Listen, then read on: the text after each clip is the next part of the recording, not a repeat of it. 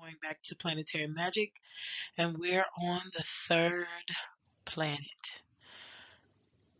This, now we're on planet 3, which is Mars, right? And the planetary symbol for Mars is going to be a circle with an arrow pointing to the right. Kind of sort of what you see in European countries, especially European countries. Sometimes here you see the sign for like Mars and Venus. Well, this one is talking about masculine energy, right? So that's kind of sort of what you'll see on the men's bathroom, just to let you know that it's the bathroom for men. The Hebrew name for the planet Mars is going to be Madim. It's not Madim, it's Madim. And you have to stretch it, right? Madim. The title for Mars, which is the divine mind in the tree of life, which is Kabbalah, is going to be Geberah or Jebera, meaning victory. Okay? And then we have the element of Mars being fire. Of course, that's a given, right?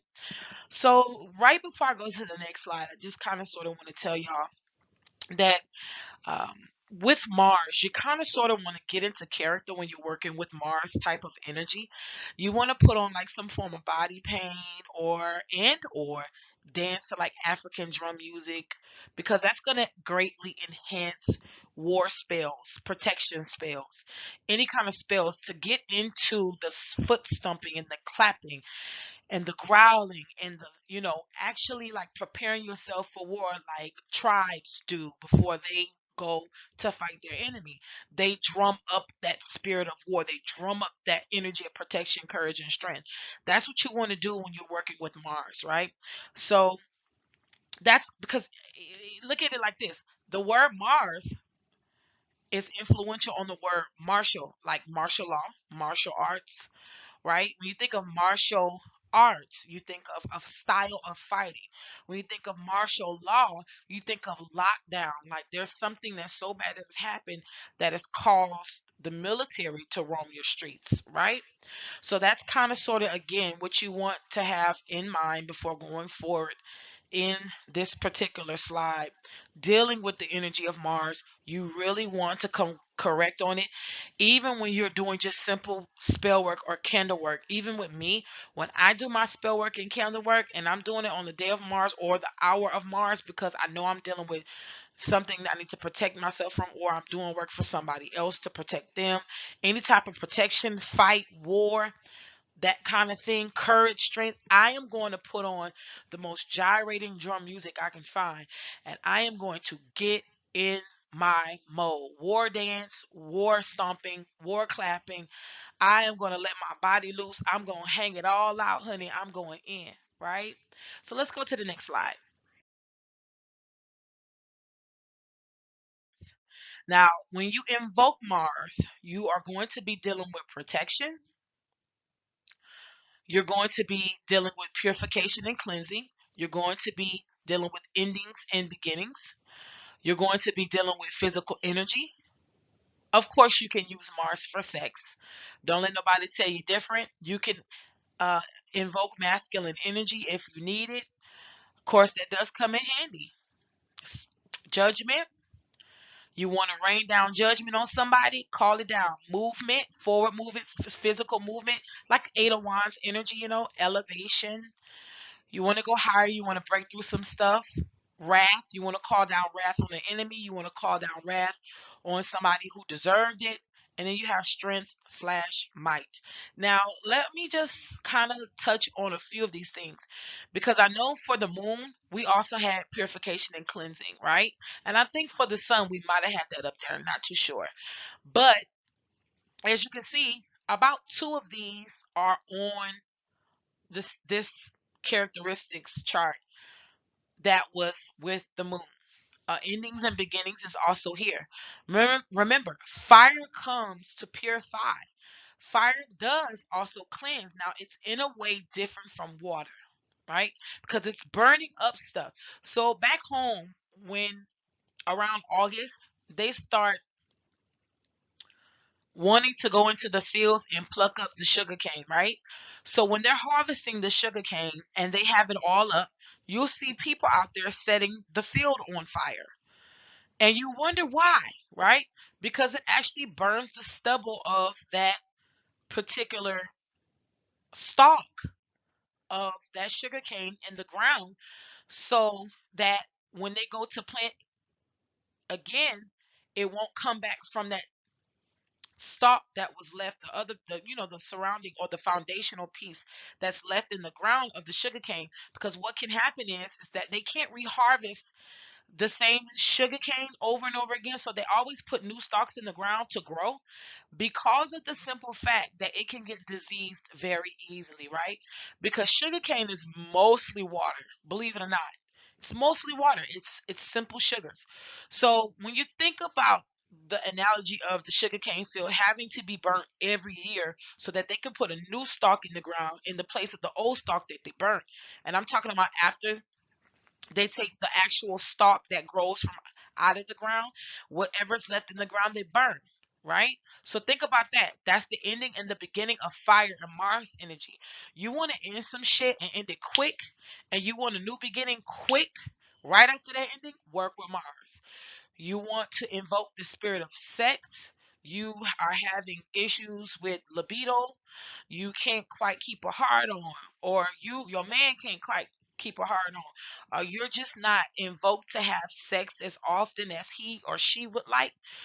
Then you want to invoke Mars energy. You also want to deal with tantric sex at this point. Masculine energy, especially for some of you ladies. You may work in an environment where you're just the only woman. You might be an engineer on an oil field company, right? You might be in a place where it is popular for a man to work in. You want to be able to conjure up some masculine energy so that you can be able to go in this room full of men, give them what you got, so that they can sense it. They'll respect you just by sensing it. Like, I know she's a woman, but I just feel some strength I can't explain, right? That's how they do.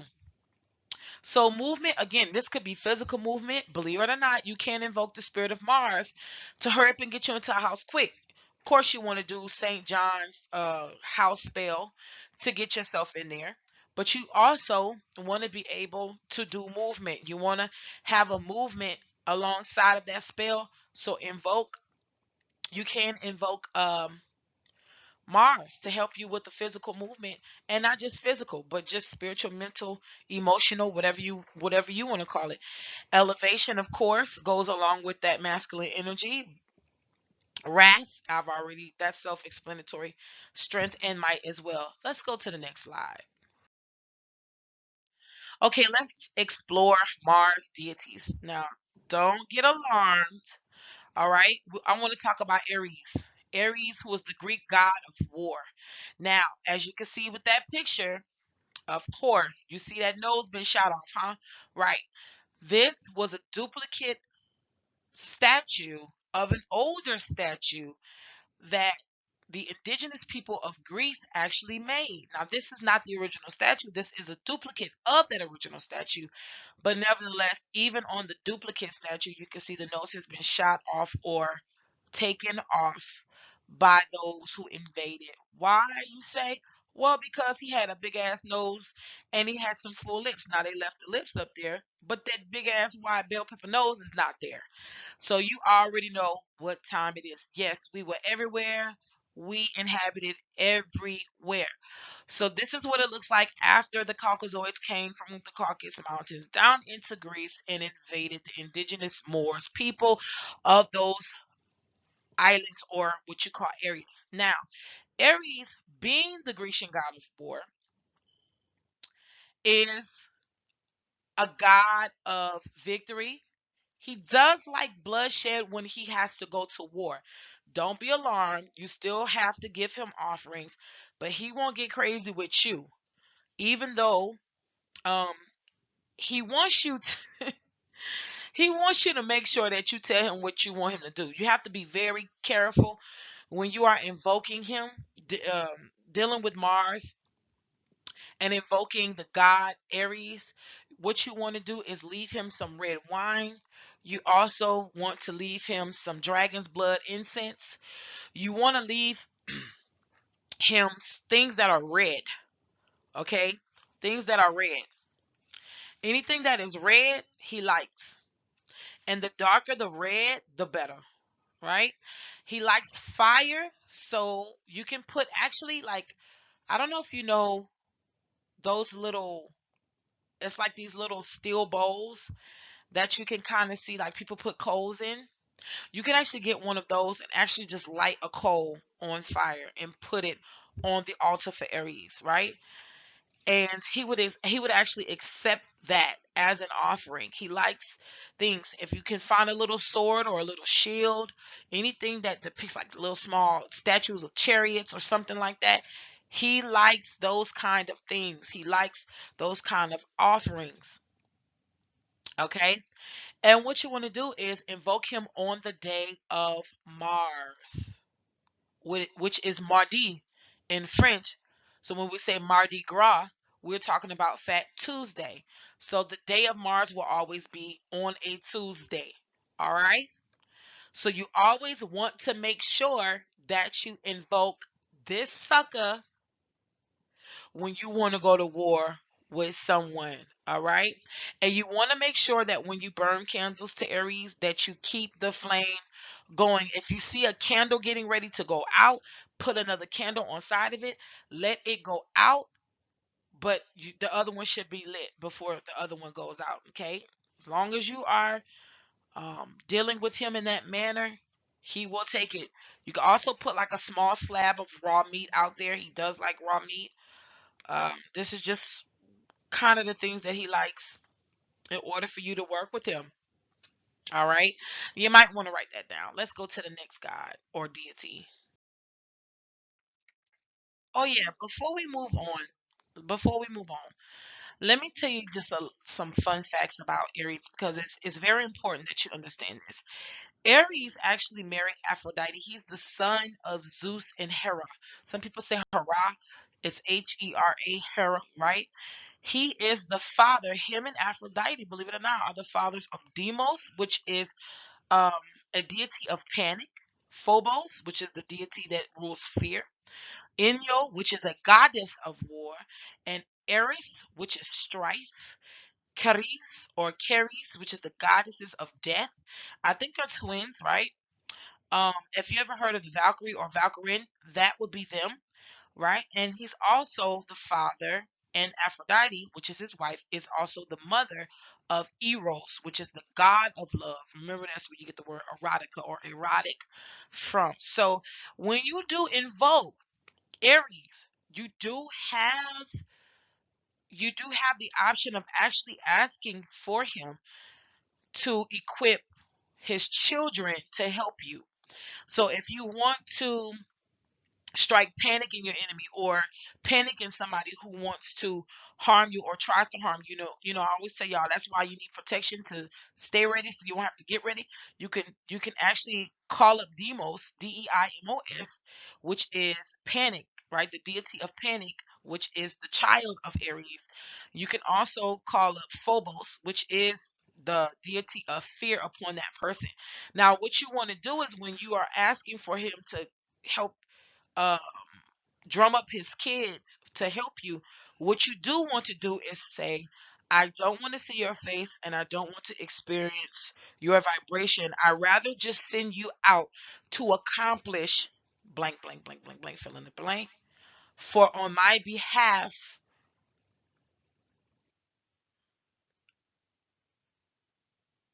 right? For the sake of this blank, blank, blank, blank, blank. And then you thank them and send them on their way. That's how you properly work with them, okay? Let's go. Interesting right here. We're going back to Babylon. So we are going back and putting our feet on motherland soil with this one. This is going to be the Mesopotamian god or lord of the fields, Ninurta. Ninurta is his name. Now, he's very interesting because, first of all, looking at him, if you can, there's kind of similarities as far as physical appearance between him, Nimrod, and a lot of other Babylonian male deities that we see. that is represented by statues or some form of edifice or something like that. So as you can see, like the beard and the long kind of like hat, that kind of thing. Well, this was the closest picture I could get. This was him like embodying the energy of different animals with a human torso on up.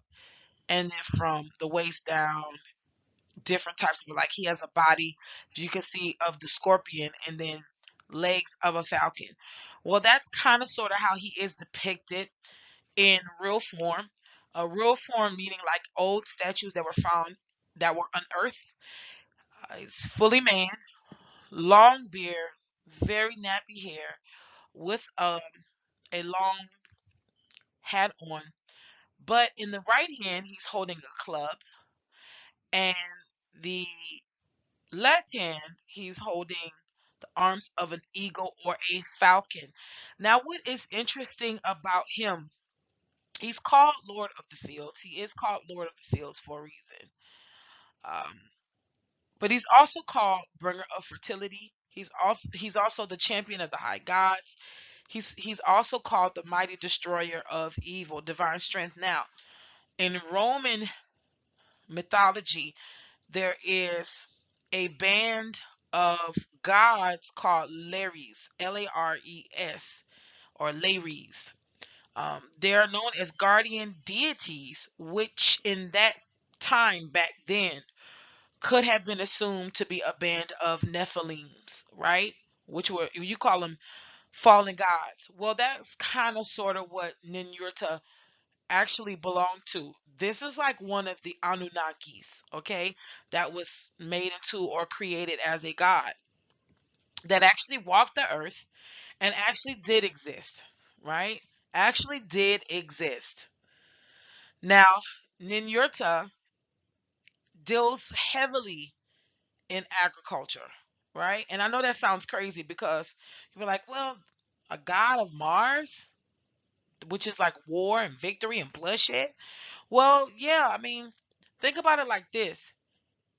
Be, in return for the people praising him, worshiping him as a deity, he gave protection over their crops, over their farms, over their fields, over their livestock from other deities or other entities that would wish to do those people harm, right? Sometimes they got him mixed up to be the god of Saturn. That was incorrect. But hey, it is what it is. He is essentially a deity of combat and pursuit. In other words, he's the kind of God that he won't start none, but he ain't gonna back down, right? He's the God of defense. Once you attack, when you deal with Ninurta, when you do work with Ninurta, what happens is that when you attack or someone attacks and he's invoked on your side, what happens is he is a non-stop pursuant, right? He will attack as much as he can, and he will make sure that um, the threat is either eradicated or will never have to be dealt with again. So it's a really good character to have on your side. Really good deity to work with on your side. I will say this: if you want to invoke Ninurta, if you want to actually have some form of relationship with him, you could put plants on your altar for him. You like a small, plant, an actual real life plant, something that actually will give like a crop, or something that will actually give you something to eat. You can even find edible flowers and put them up there if you can't find anything else, right? You also want to be able to put, like,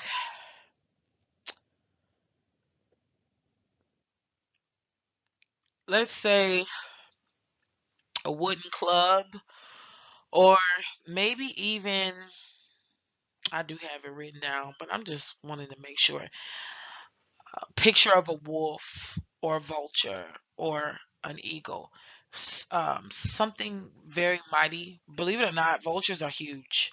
They're not small beings at all. But when you're dealing with Ninurta, you definitely want to be able to have that working with him. And again, we want to talk about red, the color red, and black, and things that the darker the color is, the better. So make sure that things that you put for him would be dark in color. Okay, let's go to the next deity. Next deity is going to be from India. We're going to go into Hinduism, and his name is Agni or Agni. Some people say Agni, I say Agni. Agni is a Hindu god, right? Also known as like sustainer of the cosmos, the light carrier, light bringer, that kind of thing. Well, this particular god or deity has two faces, three legs, and seven arms. The number seven in particular is his number. And fire supposedly comes from his mouth when he speaks or open it. And he's a deity from the Brahmanic spiritual path. Sorry about that. So if you don't know about Brahma, you might want to look it up. But it's kind of sort of interesting. The Brahma faith is actually responsible for the caste system, right? Light skin, dark skin, that kind of thing. Yeah. So the Brahma faith or Brahmanic spiritual path. Another interesting fact. Now he's riding on a ram. You see that right there? That's the symbol for Mars. Also for the zodiac sign Aries. Though seeming a bit scary, Agni is a beneficial deity. He's no harm to you. He is a guardian deity of mankind and is a cosmic priest that stands between heaven and earth. He also brings revelations down to mankind from higher deities that are kind of like not wanting to show their face to us and that kind of thing like that. So like let's say for example, just to use it as a interesting thing, like let's say the Galactic Federation wanted to say something to us, they would probably use him to do it, or a deity like him to do it, right? He can also be invoked for divine oracle guidance and abundance. Yes, so you can kind of think of him like a Shango, right? Red and white is his colors. What you want to do is just basically keep anything burning, white candle, red candle, and just keep it burning. He likes continual fire. He likes continual burning. So you could take a incense cone and actually move it around counterclockwise in a circle 7 times and then put it down in the burn, that kind of thing. But he actually does like the number seven, and he likes things to stay continually burning. And again, you can work with him. He's a very simple deity. You can work with him and give him. He does take a glass of milk as well. Believe it or not, he does like seeds. So I know that some people will put like chia seeds in a glass of milk and just sit it on there for like 2 days and then like kind of throw it into nature, that kind of thing. Not down the drain, but into nature. But that's the kind of deity he is. Let's go to the next deity. All right, let's get into one of my favorite deities in the whole wide world, Durga, which is the Hindu goddess of war. I am probably most likely pronouncing it wrong because I'm American and I don't speak Sanskrit. But just for the purpose and the usage of learning how to work with her, please just bear with me and let's call her what it looks like, Durga or Durga, right? So she is again the Hindu goddess of war. She is benevolent. I love working with her energy. I'm going to teach y'all a chant to work with her, and I'm going to sing it a few times after I'm done. But I promise y'all, if you work with her, no harm will come to you. She is fierce, she's benevolent, and she is the protector of the just. Let's talk about it. She's known as a demon slayer, and she's the most fiercely protective deity in India, and she is the protector of the just. Her name, Durga, literally means protector, and she's the Hindu wife of the Hindu goddess Shiva. That's what I was trying to say. She's also the wife of the Hindu god Shiva. Now you know her husband more than you do her. However, she's very important. She's just as important, if not more important than her husband, okay? Get into it, get into it, get into it. Let's break down each of her weapons that are given to her by other deities in her hand. So, in the beginning, if you see in the front of her, and the animal that she's riding on is a lion. That is her animal. That's her fierce animal spirit. That's her companion, right? As you can see in the front of her on this picture, she has a trident in her hand. It looks like a spear, but when you look at the top, it's three pronged like a fork. That's because it's a trident.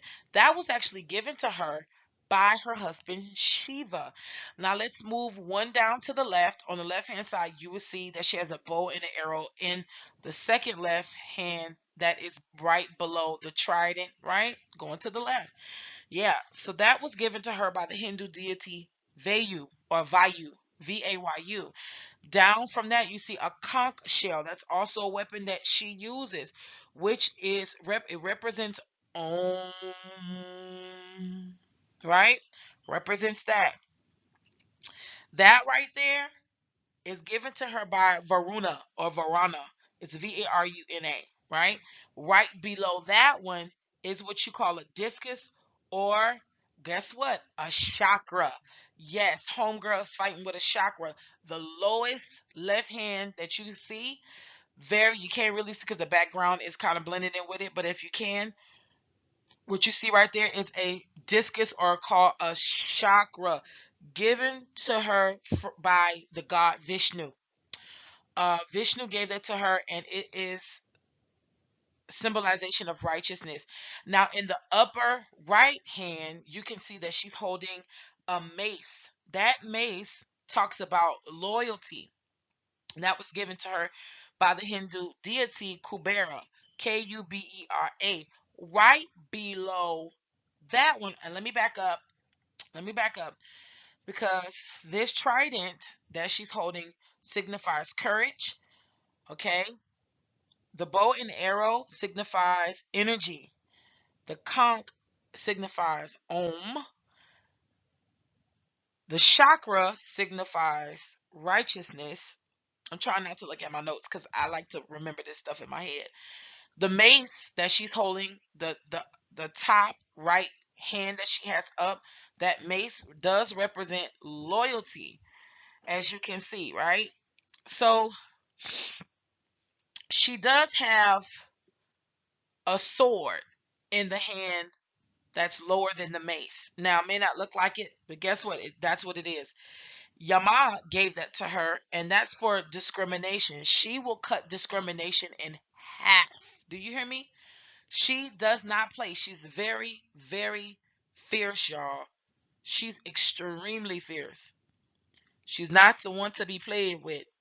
All right. And then she has what you see is like a machete, right? Shakti. Shakti. That's the Shakti, right? That's that passion. She is committed to truth. She's rooted in love, and she's into leadership. She is the awakened feminine divine power of the heavens and the earth. And I'm just going to tell y'all right now, she is off the chain. Do you hear me, baby? And her mantra is going to sound like this. Om Doom Durgaye Namah. Om Doom Durgaye Namah. Om Doom Durgaye Namah. Om Dum Durgaye Namah.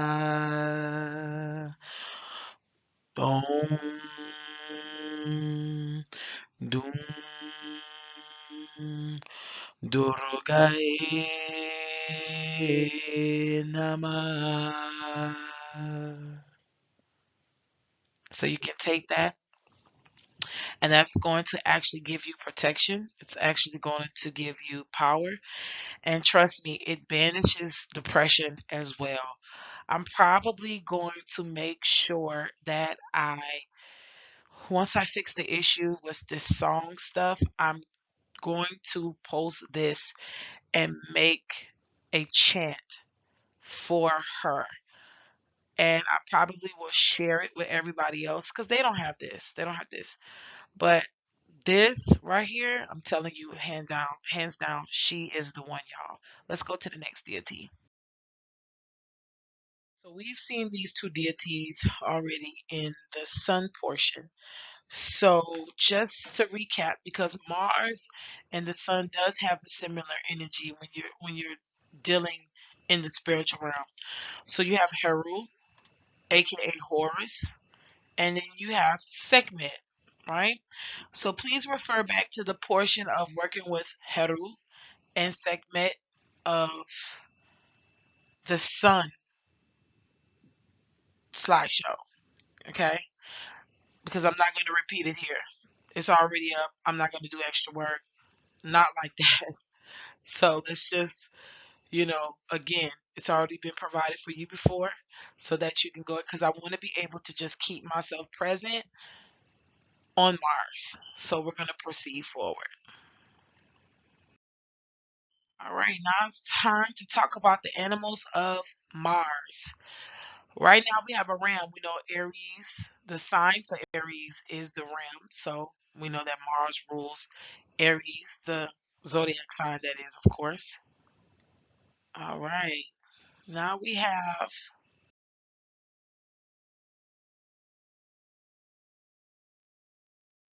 also the wolf. I told you I was going to be some similarities between the sun and Mars. You're going to see some repeating animals. Believe it or not, the woodpecker. The woodpecker is quick, get things done. There's a confidence in the woodpecker. It's fast. It has that mohawk of a red mohawk. That is Mars energy. Quick, right? Effective. Pecking at that wood all day long, of course. Now you have the vulture, right? The devourer. Devourer.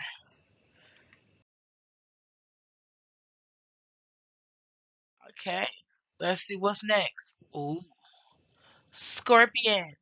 Yes, so the traditional planet that rules Scorpio is Mars.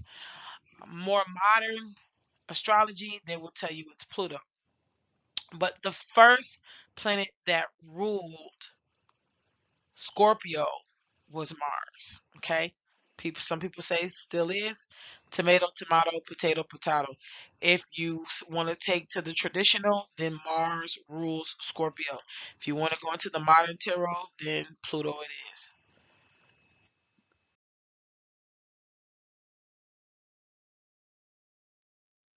All right, let's talk about wasps. Yeah, those nasty little insects. Mars energy. You can actually take like dead wasps and actually use them in a spell, right? A spell of an effective spell. You can put them in a jar spell with ammonia, with the person's name. You can cause stinging to happen in their life where shit just happens out of nowhere. You know, stuff sucking their money, flat tire, that kind of stuff. I'm telling y'all. So just the simple thing that I just gave you, you can actually take that, make it your own, and make a chant. I always try to tell y'all, anytime y'all making chants or spells, you have to say something or chant something.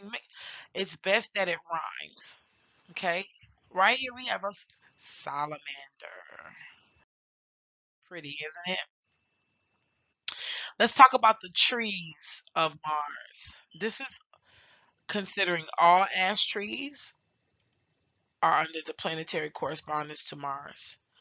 This is a pepper tree. Y'all ever seen this before? California is very popular with having pepper trees. Fig tree, a mahogany tree.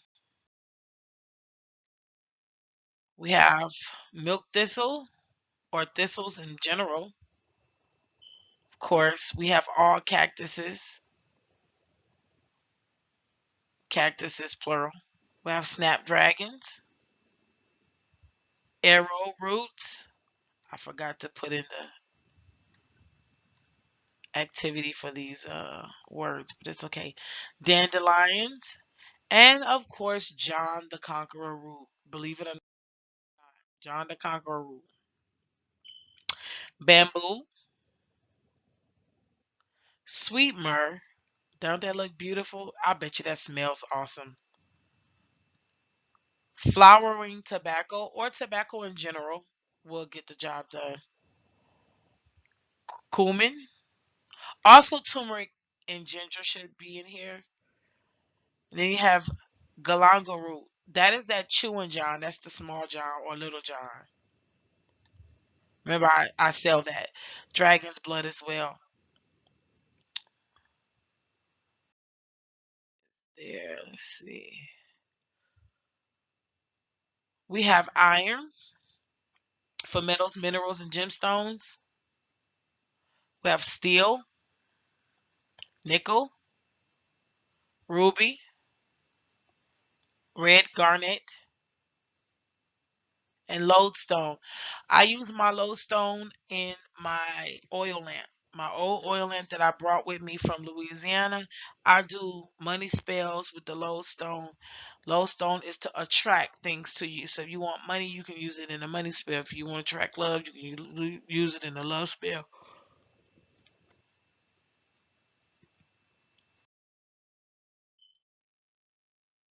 Bloodstone. Isn't that interesting looking? And then last but not least, we have red agate. Now located above the navel and below the breastbone, which is the sternum, I believe, is the solar plexus chakra, right? It is yellow in color. It's also known as prana, which is also known as life force energy, giving life energy, life giving energy. So when someone says you have the nerve to blank, blank, blank, blank, blank, they talk about your solar plexus chakras. Like, for example, if I say, girl, you had the nerve to call me at 3 a.m. knowing damn well I was asleep, I'm literally talking about your solar plexus when I say the nerve, right? And we hear that's some slang stuff, but guess what? It really is what we say it is. Crazy, huh? Solar plexus. The solar plexus is physically responsible for the pancreas and digestive system. Solar plexus chakra imbalances include lack of self trust, something feeling off, clumsiness, fear of rejection, low willpower, victim mentality, and not taking responsibility for your own actions. You asked me. You asked me what time it was. It's 1:16 a.m. Okay, now we got the planetary health of Mars. So physiologically, Mars governs the gallbladder, red blood cells, the motor system, which is the nervous system or the system of nerves, the head and face, and energy levels, physical energy levels, right? Watch out for inflammation, hemorrhages, smallpox, general infectious diseases that are contagious. So, like chickenpox, smallpox, flu, yeah, that kind of thing. Hypertension and fevers as well. Anger and frustration can cause the nervous system to malfunction, which in turn can cause injury and or infection. That's what Mars is responsible for. And of course, I always will show you the planetary hours of the day chart. As you can see, like today is Mardi, which is the day of Mars, right? And I am in right now, I'm in it's 1:17 a.m. Mountain Standard Time. So I would be actually in the hour of Mars. Okay, according to this calendar, if I just want to go with the 1 a.m., 2 a.m. type of thing. So yeah, I'm on the day of Mars. I'm at the hour of Mars. Matter of fact, after I'm done with this, I'm going to do my protection because I do my protection spells every day, but I go hard every Tuesday. Right? Let's move on. So let's talk about candle colors for Mars. Now, this is going to be very short, straight to the point. Of course, we have black. We also have white. We also have gray. And of course, we have red. These candle colors can be used to uh, to help invoke deities, energies, angels, uh, demons, or diablos, um, to solidify any spell work or candle work concerning the planetary energy of Mars. Okay, white is always going to be on the list.